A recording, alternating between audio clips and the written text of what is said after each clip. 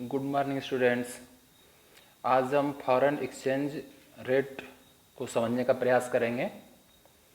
अभी तक हमने जो चैप्टर्स पढ़े वह हमारे इंडियन इकोनॉमी के, हमारे कंट्री और उसके अंदर जो कंपोनेंट्स है उससे रिलेटेड थे। अब हम जानते हैं कि हम ऐसे वर्ल्ड में रहते हैं जहाँ पूरे कोई भी ऐसी कंट्री नहीं है जहाँ हर नेचुरल रिसोर्स मिल जाए और हर गुड्स और सर्विसेज का प्रोडक्शन पॉसिबल हो। कुछ कंट्रीज में कुछ स्पेशल गुड्स एंड सर्विसेज का ज़्यादा प्रोडक्शन होता है। अदर कंट्री में जाएंगे तो वहाँ रिसोर्सेज अलग तरह के अवेलेबल हैं, इसलिए किसी दूसरे कंट्री में अलग अलग प्रोडक्शन होते हैं। इस सब कंट्री में सब गुड्स सर्विसेज का प्रोडक्शन पॉसिबल नहीं, इसलिए इंटरनेशनल ट्रेड होता है। एक कंट्री में सपोज दैट इंडिया को अगर हम देखते हैं, इंडिया में अगर कोई गुड्स का प्रोडक्शन करना पॉसिबल नहीं है तो उसको हम क्या करते हैं, अदर कंट्री से परचेज करते हैं। अमेरिका है, अमेरिका में कोई गुड्स सर्विसेज का प्रोडक्शन नहीं हो पा रहा है तो क्या दूसरे कंट्री से परचेज करेगा। तो इसके लिए फॉरेन एक्सचेंज की रिक्वायरमेंट होती है। अभी ये देख सकते हैं यह रुपीज़ है, हमारे इंडिया के करेंसी का साइन है। अभी ये देख सकते हैं डॉलर है या अमेरिका के करेंसी का साइन है। वर्ल्ड में सबसे स्ट्रांग करेंसी प्रेजेंट टाइम में डॉलर ही है। इसी के से हम मैक्सिमम टाइम पर देखते हैं कि हमारे करेंसी का रेट क्या है। डॉलर को चेंज करने के लिए एक डॉलर के लिए कितने रुपए की रिक्वायरमेंट होती है, इस तरह। चलिए हम इसको स्टार्ट करते हैं। फॉरेन एक्सचेंज रेट पहले हम देखेंगे। Foreign exchange, what is foreign exchange? Foreign exchange refers to all currency other than the domestic currency of a given country. किसी भी कंट्री की जो सिर्फ करेंसी होती है उसको छोड़कर और जितने भी वर्ल्ड करेंसी होती है सब क्या होती है, फॉरेन एक्सचेंज। अब जैसे इंडिया में देखिए, इंडियन रुपीज़ क्या है, यह है रुपीज़, हमारा साइन हो गया। तो इंडिया हमारे कंट्री की करेंसी है तो इसको फॉरेन एक्सचेंज में हम नहीं इंक्लूड करते हैं। फॉरेन मतलब क्या है, फॉरेन अदर कंट्री। एक्सचेंज मतलब क्या है, एक्सचेंज करने के लिए करेंसी। तो अदर कंट्री की करेंसी जैसे यूएस डॉलर हो गया या ब्रिटिश पाउंड हो गया, सब क्या है, फॉरेन एक्सचेंज है। हमारे इंडिया के देखेंगे, इंडिया से कंपैरिजन करते हैं अगर, तो इंडिया की हमारी करेंसी रुपीज़ है। तो रुपीज़ को छोड़कर और वर्ल्ड की जितनी भी करेंसी हैं सब क्या होंगी, फॉरेन करेंसी होंगी। आप यहाँ देख सकते हैं, आप इसमें देख सकते हैं, इसमें बहुत सारी करेंसी, इसमें रुपीज़ दिया है। रुपीज़ को आप छोड़ दीजिए बस। फॉरेन करेंसी जितनी भी करेंसी है, जिस भी कंट्री की करेंसी है या यूरोपीय यूनियन की जिसकी भी करेंसी है, सब क्या है, फॉरेन करेंसी है। रुपीज़ हमारे अपनी करेंसी है। रुपीज़ के छोड़कर और जो भी इतनी करेंसी हैं, और भी बहुत सारी करेंसी हो सकती है बहुत सारे देशों की, सब क्या होती है हमारे लिए, फॉरेन एक्सचेंज है।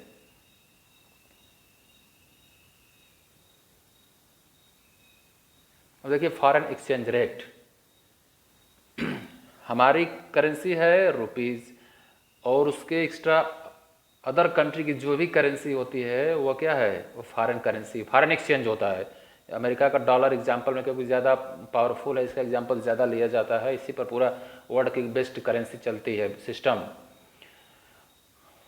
डॉलर है या पाउंड है, सब क्या है, फॉरेन एक्सचेंज है। फॉरेन एक्सचेंज रेट जब आता है, मीनिंग क्या है, हम अपनी करेंसी रुपीज़, जो हमारी अपनी करेंसी है रुपीज़, इसको अदर कंट्री के करेंसी से किस रेट पर चेंज करते हैं, वही क्या होता है, फॉरेन एक्सचेंज रेट। अब एग्जांपल के रूप में लीजिए आप, अभी मार्केट में देखेंगे आप तो $1 अगर आपको परचेज करने हैं इंटरनेशनल मार्केट से, हमारे अगर $1 आपको परचेज करने हैं तो अप्रॉक्स 75 रुपीज़ या डेली क्या होता है, इंक्रीज डिक्रीज होता रहता है। $1 परचेज करने के लिए आपको 75 रुपये की रिक्वायरमेंट होगी। तो क्या है, हमारा फॉरेन एक्सचेंज रेट है। $1 की कीमत कितनी है, 75 रुपीज़ है। अब 1 रुपीज़ का भी चाहे तो हम इसको कन्वर्ट कर सकते हैं, इसे एग्जाम्पल दिया हुआ है, इससे आप कन्वर्ट कर सकते हैं। तो अभी अगर वर्ल्ड मार्केट में आप देखेंगे, इंडिया के मार्केट में, तो $1 की कीमत अब अप्रॉक्स मिलेगी 75 रुपीज़। तो क्या है, फॉरेन एक्सचेंज रेट है। हमको रुपीज़ से चेंज करना है डॉलर को, तो हम 75 रुपये पे करेंगे फॉरेन एक्सचेंज सेंटर पर, तो हम $1 परचेज कर सकते हैं। या क्या है, इंक्रीज डिक्रीज 75, 74 भी हो सकता है, 76 भी हो सकता है। कितना भी इंक्रीज डिक्रीज होता है मार्केट की डिमांड सप्लाई के ऊपर होता है। आगे इसके बारे में हम देखेंगे। वैसे समझिए फॉरेन एक्सचेंज क्या है, हमको किसी एक करेंसी को दूसरे करेंसी में चेंज करने की जो रेट होती है वो क्या होती है, फॉरेन एक्सचेंज रेट। चलिए नेक्स्ट, जो फॉरेन एक्सचेंज रेट होती है वो 3 टाइप्स की है। जो फॉरेन एक्सचेंज रेट जो डिसाइड करने का सिस्टम है पूरे वर्ल्ड में प्रेजेंट में जो चलता है सिस्टम, वो 3 तरह का है। एक है फिक्स्ड एक्सचेंज रेट सिस्टम, इसको पेग्ड एक्सचेंज रेट सिस्टम भी बोलते हैं। फिक्स का मीनिंग आप सीधा सीधा समझ सकते हैं, या क्या है, किसी भी कंट्री का जो एक्सचेंज रेट है वह उस कंट्री की गवर्नमेंट द्वारा या सेंट्रल बैंक द्वारा अदर कंट्री की करेंसी से फिक्स कर दिया जाता है। अभी एग्जांपल में आप देख सकते हैं, जैसे इंडिया में रिजर्व बैंक ऑफ इंडिया क्या करता है, एक्सचेंज रेट को मैनेज करता है। तो आरबीआई ऐसा बोल सकता है कि 75 रुपये इक्वल टू $1 होगा, इसको क्या करेगा, फिक्स कर दे आरबीआई कि यही रेट होगा, इसमें कोई चेंज नहीं होगा। इसमें आप फिगर देख सकते हैं, जैसे यह पेग्ड मतलब क्या होता है, बांध देना किसी चीज़ को, तो यह फिक्स कर दिया जाता है किसी कंट्री की गवर्नमेंट द्वारा, सेंट्रल बैंक द्वारा, वही क्या होता है, फिक्स एक्सचेंज रेट, इसमें चेंज नहीं होता है। या गवर्नमेंट फिक्स कर देगी, वह किसी करेंसी के कंपेरिजन में फिक्स कर देगी, या गोल्ड के, या जैसे भी पहले गोल्ड पर फिक्स होता था, बाद में अभी डॉलर के साथ सिस्टम चलता है। इसके लिए बहुत सारा फॉरेन करेंसी की रिक्वायरमेंट होती है इस एक्सचेंज रेट को फिक्स करने के लिए। यार जैसे हमारे कंट्री में आरबीआई है, आरबीआई अगर फिक्स करना चाहे एक्सचेंज रेट को तो बहुत ज़्यादा फॉरेन करेंसी इसको चाहिए, इसका डेमेरिट्स है। या इसमें मेरिट्स इसके ऐसे हो सकते हैं कि इससे क्या होता है, इंटरनेशनल मार्केट में यह क्लियर होता है कि हमको $1 परचेज करना है तो 75 रुपये की रिक्वायरमेंट हमको होगी परचेज करने के लिए, तो फिक्स होता है सिस्टम, तो ज़्यादा अप डाउन नहीं होता है, तो इससे कुछ फैसिलिटीज़ होती है। बट यह सिस्टम अभी बहुत कम यूज किया जाता है, फिक्स एक्सचेंज रेट का सिस्टम। लेकिन यह है ऐसा सिस्टम है, इसमें सेंट्रल बैंक गवर्नमेंट द्वारा एक्सचेंज रेट को किसी करेंसी से फिक्स कर दिया जाता है। इंडिया में यह सिस्टम नहीं है, यह ध्यान रखिए। नेक्स्ट, जो सेकेंड एक्सचेंज रेट सिस्टम है वो फ्लेक्सिबल एक्सचेंज रेट सिस्टम। इसमें क्या है, यह मार्केट में जो डिमांड और सप्लाई होगी उसके बेस पर मार्केट में फिक्स किया जाता है, एक्सचेंज रेट फिक्स होता है। सपोज दैट अभी हमने देखा कि $1 का प्राइस है ₹75। यह मार्केट में जब डिमांड और सप्लाई में डिफरेंस आता है, डिमांड इंक्रीज होती है, डिमांड डिक्रीज होती है, सप्लाई इंक्रीज डिक्रीज होती है, तो क्या हो सकता है, चेंज हो सकता है। या इसमें जो गवर्नमेंट है या किसी सेंट्रल बैंक है वह कोई इंटरफेयर नहीं करता है, यह माइंड में क्लियर रखिए। यह पूरी तरह से फ्लेक्सिबल है, फ्लोटिंग बोलते हैं इसको, फ्लोटिंग एक्सचेंज रेट सिस्टम। यह डिमांड और सप्लाई के बेस पर मार्केट में सेल्फ डिटरमाइन होता है, इसमें कोई भी इंटरवेंशन नहीं है, न ही किसी कंट्री की गवर्नमेंट उसमें इंटरफेयर करेगी, ना ही किसी कंट्री का सेंट्रल बैंक, जैसे हमारे कंट्री में आरबीआई इसमें इंटरफेयर नहीं करेगा। इस तरह का सिस्टम हो तब फ्लेक्सिबल एक्सचेंज रेट सिस्टम अगर हो तो इसमें कोई भी इंटरवेंशन नहीं होता है, डिमांड और सप्लाई के ऊपर पूरा सिस्टम चलता है। डिमांड सप्लाई ऐसे 11th में आपने पढ़ा था, सेम है, डिमांड सप्लाई बढ़ेगी, इंक्रीज हो सकती है, डिक्रीज हो सकती है, उस पर बेस पर यह डिसाइड होता है। थर्ड है मैनेज्ड फ्लोटिंग रेट सिस्टम। यह जो है सबसे ज़्यादा वर्ल्ड में फॉलो किया जाता है, मैनेज्ड फ्लोटिंग रेट। इंडिया में भी आप देखेंगे तो मैक्सिमम इसी तरह का सिस्टम है, मैनेज्ड फ्लोटिंग रेट सिस्टम। इसमें देखिए, इसमें आपको दोनों मिलेगा, एक फिक्स्ड है उसकी भी कुछ क्वालिटी आपको मिलेगी, जो मार्केट में फ्लेक्सिबल है, फ्लोटिंग है, उसकी भी कुछ क्वालिटी आपको मिलेगी। इसमें जैसे मिक्सचर है, यह फ्लेक्सिबल और फिक्स एक्सचेंज रेट सिस्टम का क्या है, मिक्सचर है, दोनों की कुछ क्वालिटी इसमें मिलाकर इसको बना दिया गया मैनेज्ड फ्लोटिंग रेट। इसमें सबसे फर्स्ट जो होता है, जो डिसाइड होता है फ्लेक्सिबल, जो एक्सचेंज रेट डिसाइड होता है वह market forces, demand and supply द्वारा डिसाइड होता है। जैसे इंडिया के कंटेक्स्ट में आप देखें तो आरबीआई है, रिजर्व बैंक ऑफ इंडिया, या किसी और कंट्री का सेंट्रल बैंक हो तो सेंट्रल बैंक या गवर्नमेंट का कुछ एम होता है कि हम कितने के आसपास अपने करेंसी को रखेंगे। अब एग्जांपल फिर हम लेते हैं, वही ₹75 है, इसका प्राइस है $1।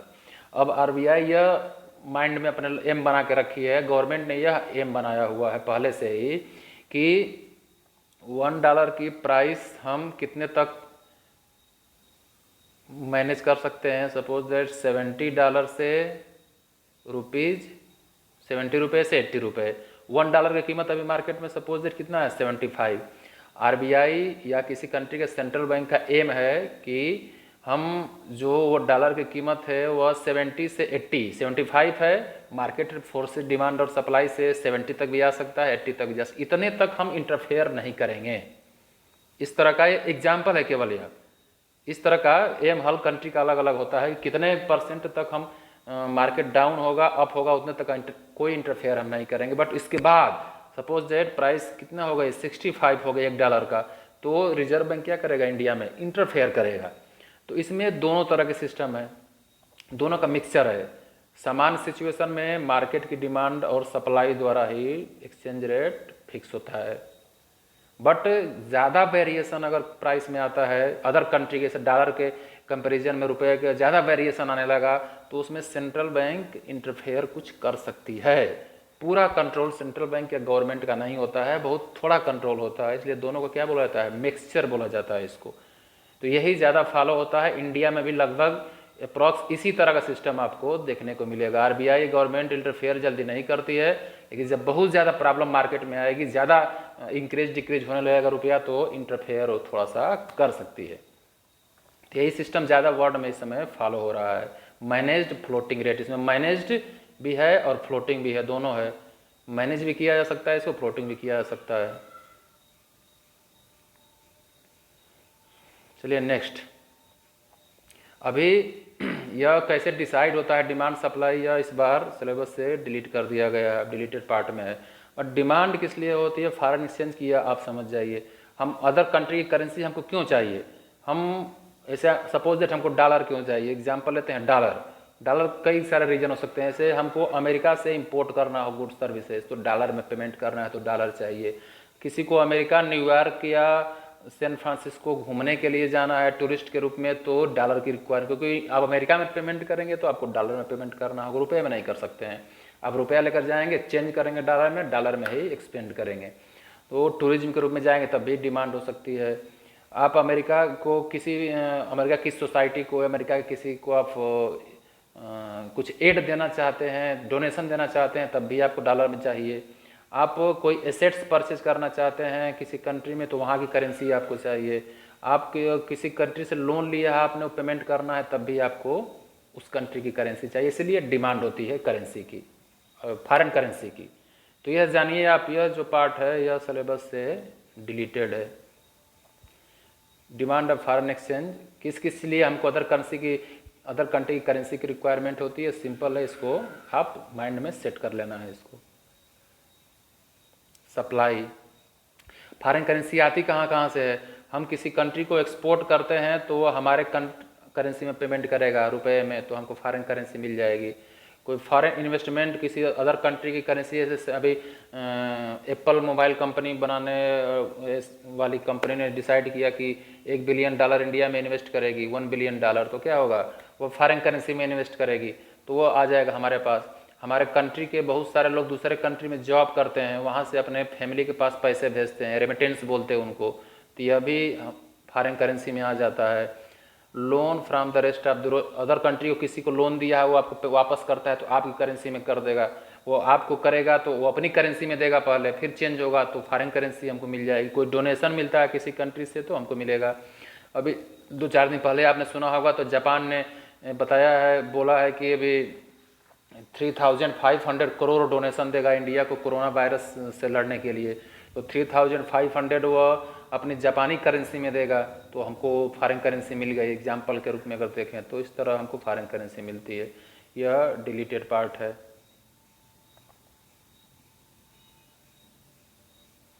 यह डिलीटेड है, कैसे कैसे डिसाइड होता है फ्री मार्केट में। वो डिमांड सप्लाई सिस्टम है सिंपल, जो 11th क्लास में अपना पढ़ा था, वही डिमांड और सप्लाई से डिसाइड होता है।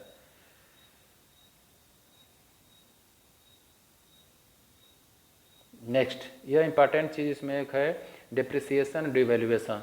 दो छोटी छोटी चीज़ें इनको समझना है। Depreciation of the domestic currency occurs when value of domestic currency reduce. जब डोमेस्टिक करेंसी की वैल्यू क्या होती है, रिड्यूस होती है, तो उसको क्या बोलते हैं, डिप्रिसिएशन।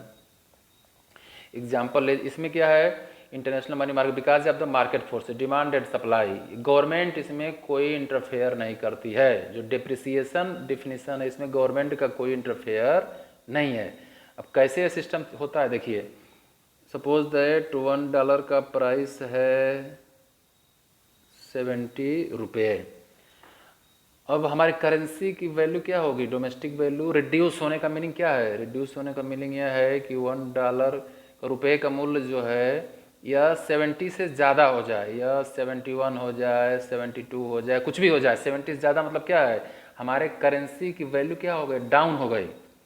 एक तरफ से आप देखेंगे तो 70 से 71 सेंट इंक्रीज होता दिख रहा है, बट वैल्यू हमारी डाउन हो रही है। $1 में हम क्या करते थे, 70 रुपये परचेज कर सकते हैं। अभी उसी सेम $1 से कितना परचेज कर सकते हैं हम, 72 रुपये परचेज कर सकते हैं। डॉलर तो सेम है, एक ही डॉलर है, $1 से हम 70 रुपये परचेज कर सकते थे, उसी डॉलर से हम 70 से 75 रुपये परचेज करने लगे। तो हमारी करेंसी दिख रही है कि 70 75 हुई, बट डॉलर क्या है, सेम है। इसलिए हमारे करेंसी के प्राइस क्या हो गया, डाउन हो गया, कमज़ोर हो गई हमारी करेंसी, वीक हो गई।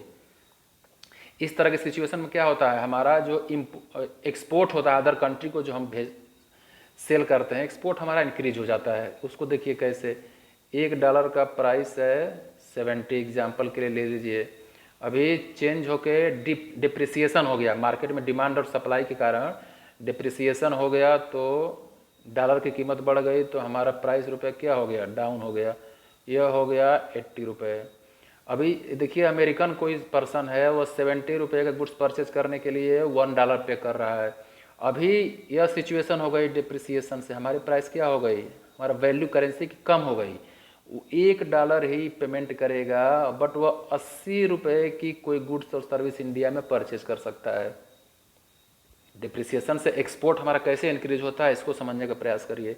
$1 वह एक्सपेंड करता था तो 70 रुपये गुड्स परचेज करता था इंडिया में। अभी वो सेम $1 ही परचेज कर रहा है, एक्सपेंड कर रहा है, बस गुड्स कितने की मिल रही है उसको, 80 रुपये की गुड्स मिल रही है। तो क्या है, उसको फायदा होगा, वह 70 रुपये के गुड्स को $1 में परचेज, 80 रुपये के गुड्स को $1 में परचेज कर लेगा। तो क्या करे, ज़्यादा गुड्स परचेज करेगा इंडिया से, कोई भी कंट्री जो डॉलर में परचेज करेगा, तो इंडिया का एक्सपोर्ट क्या होता है, इंक्रीज हो जाता है। तो यह डिप्रिसिएशन से एक्सपोर्ट क्या होगा, एक्सपोर्ट जो है हमेशा इंक्रीज होता है, होने की पॉसिबिलिटी ज़्यादा होती है। यह भी आपने देख लिया कि यह मार्केट फोर्स से, डिमांड और सप्लाई से होता है, गवर्नमेंट का इसमें कोई रोल नहीं है। इसके सीधा अपोजिट है डिवैल्यूएशन। इसमें सेम चीज़ होती है, value of domestic currency reduce होगी, बस क्या गवर्नमेंट या सेंट्रल बैंक द्वारा फोर्स करके उसको रिड्यूस किया जाएगा। अभी हमने देखा था पीछे, गवर्नमेंट क्या करेगी, इंटरफेयर करेगी और अपने करेंसी को डाउन करेगी। हमने देखा था क्या, अभी करेंसी को डाउन करने का मीनिंग है, $1 का प्राइस है 70 रुपया, गवर्नमेंट अपने करेंसी क्या करती है, डिवैल्यूएट करना चाह रही है। अब ये देखिए डिप्रिसिएशन डिवैल्यूएशन सेम है, बस डिफरेंस क्या है, यहाँ गवर्नमेंट नहीं करेगी, ये मार्केट के थ्रू होगा, यहाँ क्या करेगी, बाई गवर्नमेंट यह किया जाएगा, जानबूझकर किया जाता है। $1 की प्राइस 70 है, गवर्नमेंट क्या कर दिया, इसको चेंज कर दिया, बोल दिया कि $1 का प्राइस कितना होगा, 75 रुपीज़ होगा। तो क्या है, यह डिवैल्यूएशन कर दिया, गवर्नमेंट ने अपने करेंसी का प्राइस डाउन कर दिया। तो इस तरह से यह सिस्टम चलता है। डिप्रिसिएशन और दोनों सेम है, बट एक डिफरेंस है, यहाँ गवर्नमेंट कोई रोल प्ले नहीं करती है, मार्केट डिसाइड करता है। यहाँ पर गवर्नमेंट द्वारा जानबूझकर अपने करेंसी को डाउन किया जाता है, इससे एक्सपोर्ट इंक्रीज होता है, और भी बहुत सारे इसके इफेक्ट होते हैं। Next, appreciation and revaluation. अभी देखिए एप्रिसिएशन क्या है, value of domestic currency rise. $1 है, एग्जाम्पल के लिए मार्केट में मान लीजिए 75 रुपीज़, यह चेंज होकर हो गया 70 रुपीज़। इसमें क्या हो गया, हमारी करेंसी की वैल्यू राइज हो गई, इंक्रीज हो गई, हमारी करेंसी क्या हो गई, स्ट्रांग हो गई। अभी हम 75 रुपये में $1 परचेज करते थे, अभी हम 70 रुपये में क्या कर सकते हैं, $1 परचेज कर सकते हैं। तो इससे हमारा क्या होता है, इम्पोर्ट जो होता है थोड़ा चीप हो जाता है, इसलिए हम इम्पोर्ट ज़्यादा करते हैं। एप्रिसिएशन अगर होता है, देखिए मार्केट फोर्सेस द्वारा होता है, डिमांड सप्लाई से, गवर्नमेंट का इसमें कोई रोल नहीं होता है। एप्रिसिएशन या डिमांड सप्लाई कैसे है करेंसी की, उसके अनुसार यह होता है। इसी तरह आप देख सकते हैं रिवैल्यूएशन। रिवैल्यूएशन बस क्या है, सेम यही है, value of domestic currency raise, हमारी करेंसी क्या वैल्यू इंक्रीज होगी, बट क्यों, कैसे, गवर्नमेंट इसको करेगी, गवर्नमेंट जानबूझ के करती है। $1 का प्राइस एग्जांपल के लिए मान लीजिए कितना है 75, गवर्नमेंट ने यह डिसाइड किया कि अब यह प्राइस होगा कितना 70 रुपये होगा, तो हमारी करेंसी क्या होगी, स्ट्रांग हो गई। हम 75 रुपये में $1 का गुड्स परचेज करते थे, अभी क्या करेंगे हम 70 रुपये में $1 का गुड्स परचेज कर सकते हैं। तो इन दोनों में डिफरेंस बस यह है कि दोनों में करेंसी की हमारी वैल्यू क्या होती है, राइज होती है, हमारी करेंसी स्ट्रांग होती है। बट जो एप्रिसिएशन है इसमें गवर्नमेंट का कोई रोल नहीं है, इसमें गवर्नमेंट ही करती है, या मार्केट द्वारा होता है और एक गवर्नमेंट द्वारा होता है, और इसमें दोनों में हमारी करेंसी स्ट्रांग हो जाती है। या इसमें इम्पोर्ट ज़्यादा इंक्रीज होता है, एक्सपोर्ट डिक्रीज होता है।